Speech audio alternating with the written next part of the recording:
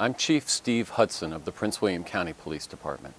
Police officers are committed to serving and protecting our citizens every day. Each shift is inherently dangerous and unpredictable for police officers.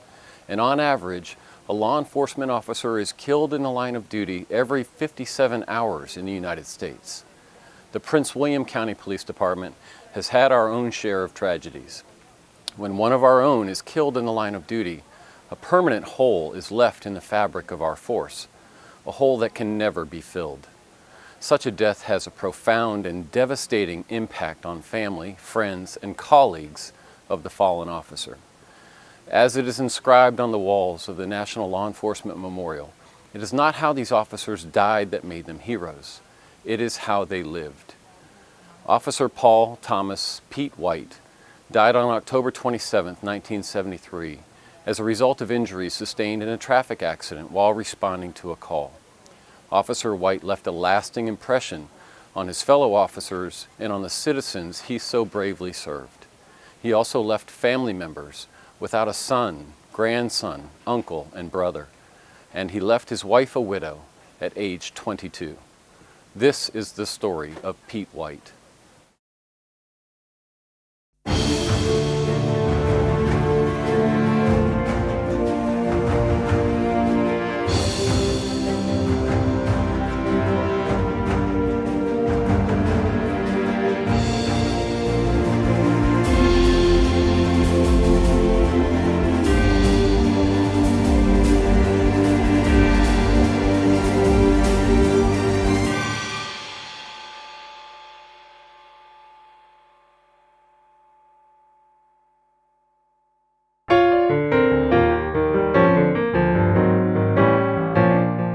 Blind date. I went out with a friend, he went out with a friend of mine, and by the end of the evening we both realized we were with the wrong people. So eventually he called me, we went out, and that started the whole ball rolling. We were hired in the summer of 1971. We were a group of 10 officers that were hired. We started our police academy class in August of 1971. That's how I first met Pete. And if you're with somebody for 8 hours a day for 16 weeks, you get to know them. You know who their family is and their wives are. From the moment he got out of high school, he wanted to go into some form of law enforcement. Because at age 20, you could become a full-fledged police officer in DC. He joined the Metropolitan Department first. But he wanted to be in a department where he could raise his family and be close to work and be close to, children and activities and things like that. So he knew he didn't want to do that in the district. It was not a place, number one, that you could afford a home. Nor was it, he felt, a good place to raise his children. So then he decided that since my cousin was so happy here, and since he, thought he could be happy here, we could live here, it would be a good place to raise children, we could afford a home. So he decided to move here first.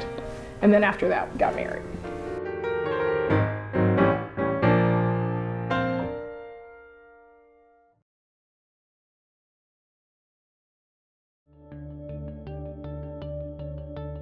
He loved everything about police work. He was the kind of guy that didn't even mind doing in Metropolitan. None of the guys wanted to be crossing guards. But when a crossing guard was absent, they had to fill in. For him, that was a bonus. He loved helping people, being able to make his community a better, stronger place. The only thing, he didn't really like bad accidents. Those were, the nights that he would come home and wash his hands. We only worked together for a little over a year and a half before he has his tragic accident.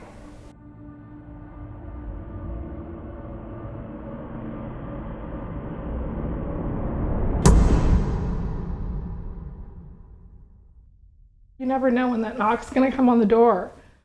It was, I think, around 5:30 in the morning. So it's not something you're expecting. And I looked out the window, and they came to the door and they said, that there had been an accident and they wanted to take me to the hospital.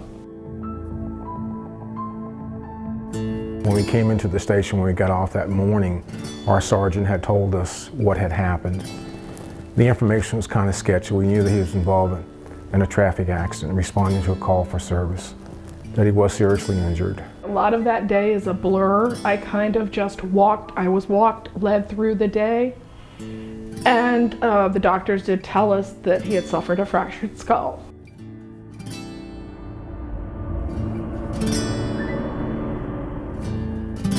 By the next day, he had started to have brain swelling.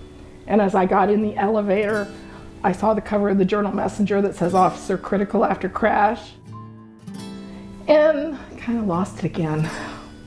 And those days and the hours that passed were difficult because we knew that his condition was worsening and it was critical.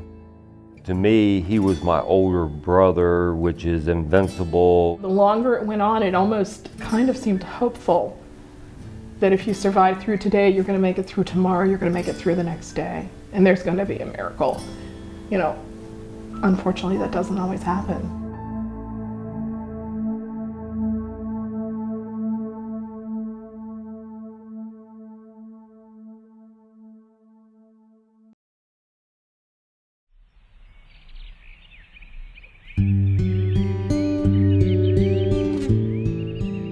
I think of him every day. There's not a part of my life that I don't think of him. 1 minute you could be alive and well and handling calls for service, and the next minute you could be critically injured and gone. So it really is a dose of reality, if you will. He loved his family, and he died doing what he loved to do, and that was protecting and serving the community. 40 years later, I go to the cemetery once a week, and a day goes by that I don't think about it.